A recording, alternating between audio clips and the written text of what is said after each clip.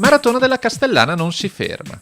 Dopo i successi degli ultimi 2 anni, la terza edizione della corsa organizzata dal gruppo Atletica Vedelago ha confermato il trend positivo delle iscrizioni e soprattutto il valore di una manifestazione in cui pulsa il cuore sportivo della Castellana.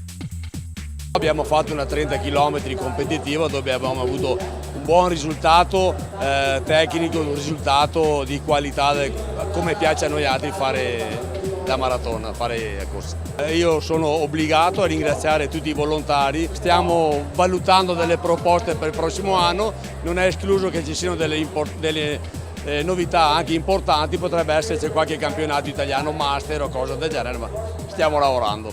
Partenza e arrivo a Vedelago, passando per Castelfranco Veneto e Resana, soprattutto passando attraverso la galleria del Centro Commerciale Giardini del Sole, per il secondo anno consecutivo partner della manifestazione. Dopo la corsa è vera e propria, quest'anno la maratona infatti è idealmente proseguita attraverso un altro percorso ideato all'interno del centro commerciale, quello tra i sapori dei prodotti di stagione, che ha visto in pista, insieme alle Pro Loco della provincia di Treviso, anche 2 ospiti d'eccezione. Oggi siamo nel contesto appunto ai Giardini del Sole, presso la Maratona del Gusto, qui a Castelfranco Veneto, e ringrazio l'ospitalità sicuramente. Ho preparato tra l'altro un piatto con i prodotti tipici del nostro territorio del periodo autunnale, quindi con il radicchio di Treviso, in questo caso variegato di Castelfranco, e della Casatella.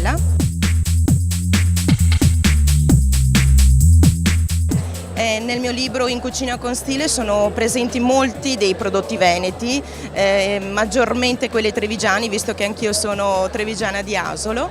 Sì, il mio secondo libro, perché il primo libro si chiamava Frattagli e Frattaglie, questo si chiamerà Frattagli d'Italia, dalle corna alla coda. No, scusate il gesto, ma l'introduzione del libro è così e sarà sempre così ogni qualvolta che lo presenterò.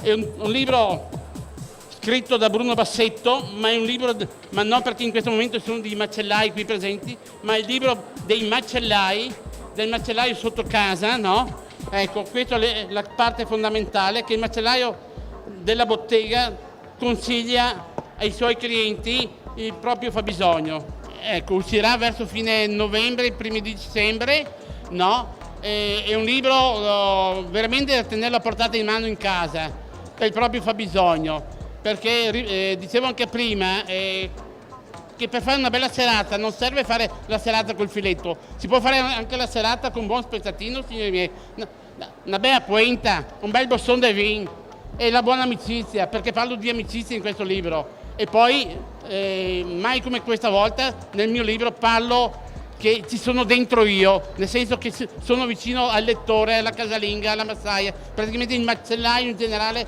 è vicino, perché soltanto il macellaio, al contatto del macellaio si può risolvere i propri problemi culinari e via dicendo.